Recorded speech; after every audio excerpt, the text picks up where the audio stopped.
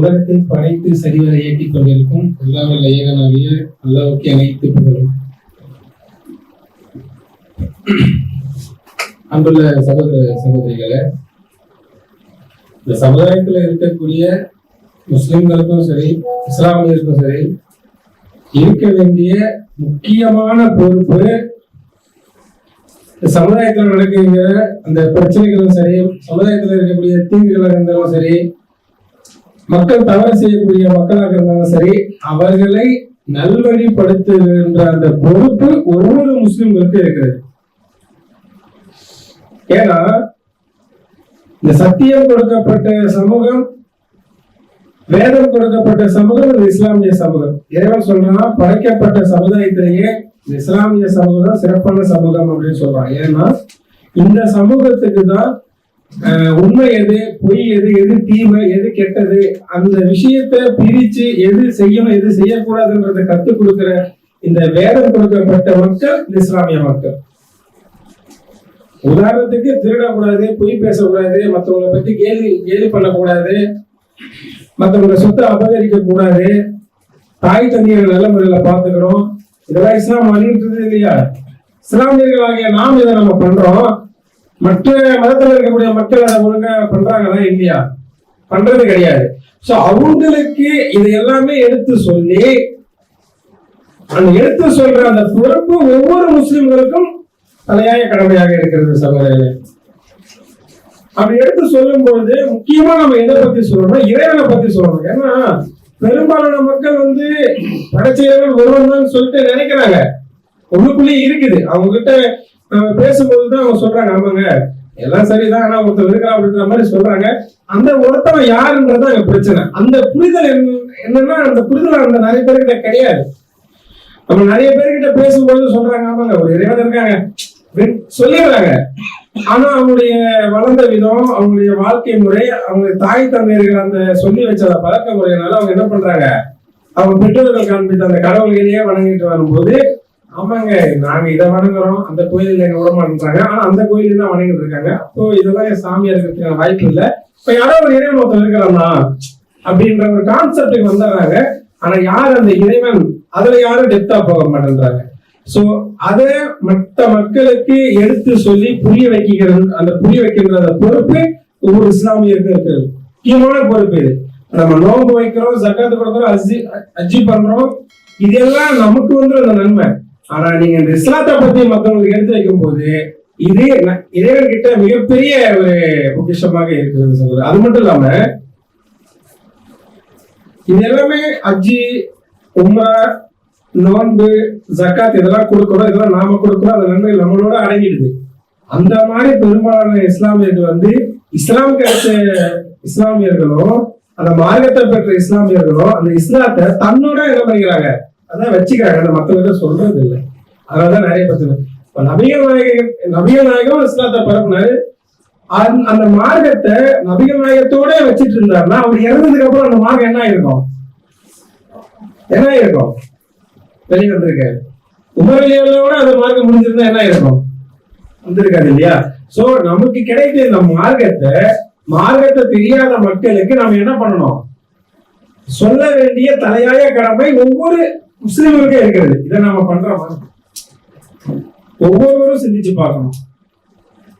இப்படி பண்ணாதனாலதான் மற்ற மக்களுக்கு வரக்கூடிய அந்த தீமையும் நம்மள சாருது. இப்போ இஸ்லாத்துல திரைப்படம் பார்க்கறது தடை, உண்மையா இல்லையாங்க?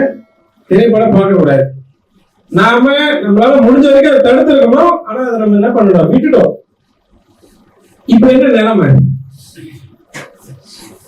இந்த திரைப்படத்துல நடிச்ச ஹீரோ அப்படியே பெரிய பெரிய இப்ப என்ன ஆச்சு, புரிஞ்சிருச்சா? இப்போ அதோட தீமை நமக்கு வந்துருச்சுல. இந்த மாதிரிதான் இஸ்லாத்துல நீங்க ஒரு விஷயத்த நீங்க தடுத்த விஷயத்த நீங்க தடுக்கலன்னா நீங்க அதை பாதிக்கப்படுவீங்க. எந்த விஷயமா இருந்தாலும் சரிதான். ஆக இந்த விஷயத்த நீங்க தெரியாத மக்கள் கிட்ட நீங்க என்ன பண்ணணும், தெரிய வைக்கக்கூடிய அந்த பொறுப்பு ஒவ்வொரு இஸ்லாமியருக்கும் இருக்கக்கூடிய தலையாய பொறுப்பாக இருக்கிறது. பெரும்பாலான மக்கள் இஸ்லாம்னா என்ன அப்படின்னு தான் இருக்கிறாங்க, தெரியாம தான் இருக்கிறாங்க. நீங்க தான் நம்ம என்ன பண்ணணும், அதை நம்ம எடுத்து சொல்றோம். இஸ்லாம்ன்றது அது ஒரு மதம் அப்படிலாம் கிடையாதுங்க. இஸ்லாம்ன்றது அது ஒரு அரபி வார்த்தை. அது ஒரு அரபி வார்த்தை. அந்த அரபி வார்த்தைக்கு கீழ்ப்படிதல், கட்டுப்படுதல், அமைதி, இதுதான் அதுக்கோட தமிழோட அர்த்தம். யார் படைத்த இறைவனுக்கு கீழ்ப்படிந்து கட்டுப்பட்டு வாழ்கிறார்களோ அவருடைய வாழ்க்கை எப்படி இருக்கும்? அமைதியாக, சந்தோஷமாக இருக்கும். நீங்க ஒரு சில விஷயத்தெல்லாம் நீங்க வாழ்ந்த அந்த இதுக்கு முன்னாடி நடந்த ஒவ்வொரு விஷயத்தையும் நீங்க நினைச்சு பாத்தீங்கன்னா, நீங்க எந்த டைம்ல நீங்க இறைவனை முழுமையா சார்ந்து இருக்கிறீர்களோ அந்த டைம்ல உங்களுக்கு என்ன இருக்கும்? இறைவன் உங்களுக்கான தேவைகளை பூர்த்தி பண்ணியிருக்கும்.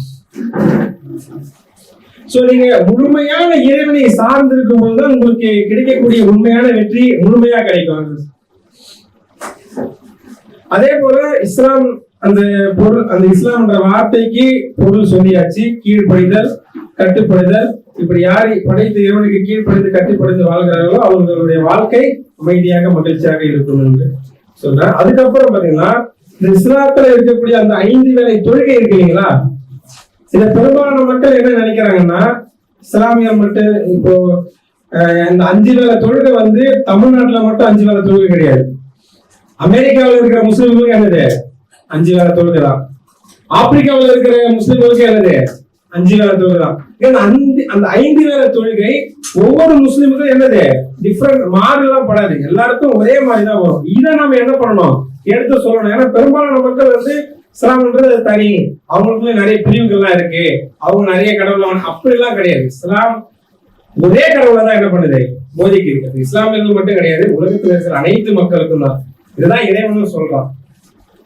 இப்ப நீங்க இந்த தமிழ்நாட்டுல எடுத்தீங்கன்னா வச்சுங்களேன், இந்த மக்களை ஒன்றிணைக்கிற அந்த பண்பு மற்ற ரிலீஜனை காட்டிலும் இஸ்லாத்துல என்ன பண்ணலாம், ஒண்ணு இணைச்சிடலாம்.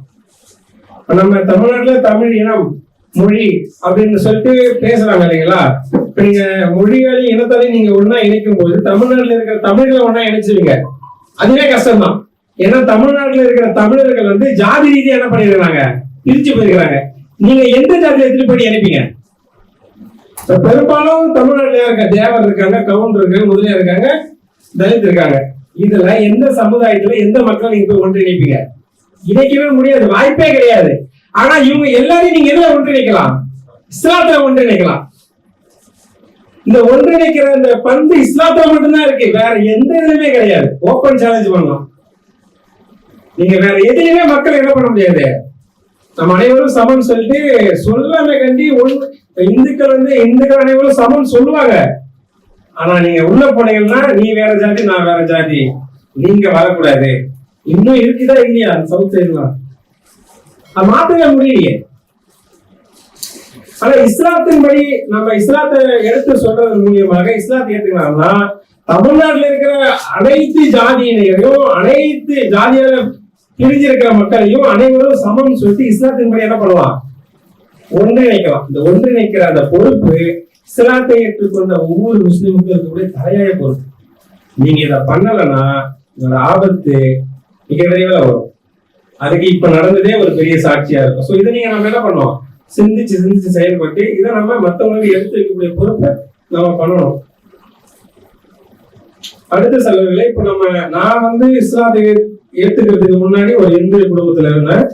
அப்போ நான் சின்ன வயசுல இருக்கும்போது என்னுடைய தாய் தந்தைகள் தான் என்ன பண்ண, என்னுடைய தந்தை கோயில் பூஜையா இருக்கும்போது கோயிலுக்கு கூட்டு போயிருக்கிற அவசியம் எல்லாம் பண்ணிருக்கிறேன். அந்த டைம்ல பொதுவா சின்ன பசங்களுக்கு அப்பா அம்மா தான் என்ன சொல்லியிருப்பாங்க, அதுதான் கடவுள் வணங்க. இப்படிதான் ஒவ்வொருவருக்கும் கடவுள் அறிமுகமாகும் சின்ன வயசுல. அதுக்கப்புறம் நம்ம பெருசா ஆக ஆக ஃப்ரெண்ட்ஸ் சர்க்கிள் கடவுளை பத்தி தேடும் போது நம்ம நேரான வழி கிடைச்சிடும்.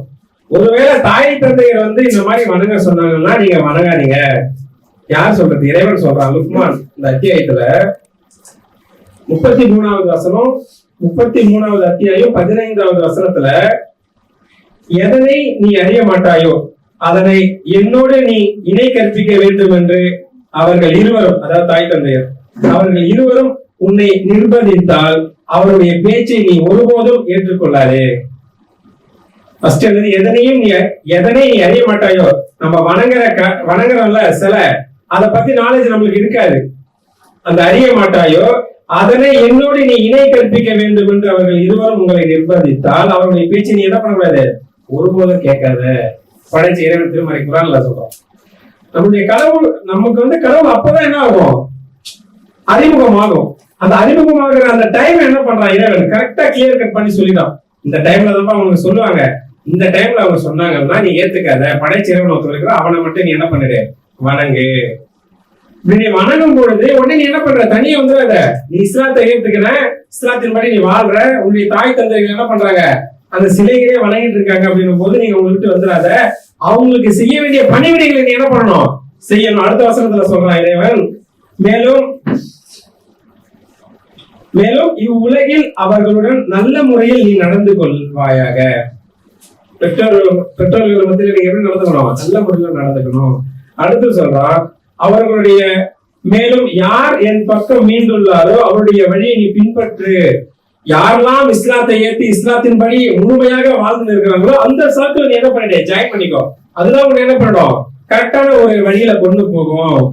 அப்போது நீங்கள் என்ன செய்து கொண்டீர்கள் என்பதை உங்களுக்கு அதாவது அடுத்த வசனத்துல என்ன சொல்றாங்கன்னா, நீங்க இந்த உலகத்துல வாழும் போது என்னதான் நீங்க செஞ்சிருந்தீங்களோ அதை எல்லாமே நீங்க மரணித்ததுக்கு அப்புறம் என்கிட்ட வருவீங்கல்ல, அப்ப உங்ககிட்ட நான் சொல்லுவேன். அதாவது நபிகள் நாயகம் சொல்றாங்க, ஒவ்வொரு மனிதருக்கும் 2 மலக்குமார்கள் படைக்கப்பட்டிருக்கிறது. ஒன்று வலது பக்கத்து வலது தோள்பட்டையில ஒரு மலக்குமார்கள் இருக்காங்க, இடது தோள்பட்டையில ஒரு மலக்குமார்கள் இருக்காங்க. இந்த வலது பக்கத்துல இருக்கிற என்ன பண்றாருன்னா, நம்ம செய்யக்கூடிய நன்மைகள் எல்லாம் என்ன பண்ணிருக்காரு, நோட் பண்ணக்கூடியவராக இருக்கிறாரு. இடது பக்கத்துல இருக்கிறவங்க நம்ம செய்யக்கூடிய தீமைகள் எல்லாம் நோட் பண்ணக்கூடியவராக.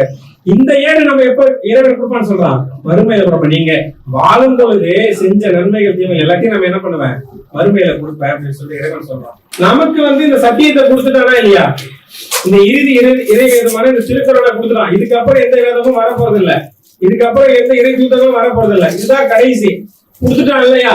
இதை நாம எத்தனை பேருக்கு நம்ம எத்தி வச்சிருக்கோம், எத்தனை பேருக்கு நம்ம சொல்லி இருக்கிறோம். அப்படி சொல்லலைன்னா அந்த சம்பவத்துல நடந்த அந்த கடைசி தான் நமக்குதான். ஆக இதை நம்ம என்ன பண்ணோம், ஒவ்வொருவரும் புரிஞ்சுக்கணும். இந்த மார்க்கத்தை மற்றவர்களுக்கு எடுத்து சொல்லி இதை முறைப்படி நாம பின்பற்றி வாழ்ந்து மரணித்து சொர்க்கத்தை பெற்ற வெற்றியர்களாக நம்ம என்ன பண்ணோம், ஒவ்வொருவரும் இருக்கணும் என்று இறைவனிடம் பிரார்த்தனை செய்யறதவனாக என்னுடைய வழியை முடித்துக் கொள்கிறேன். அஸ்ஸலாமு அலைக்கும் வரஹ்மத்துல்லாஹி வபரகாத்துஹு.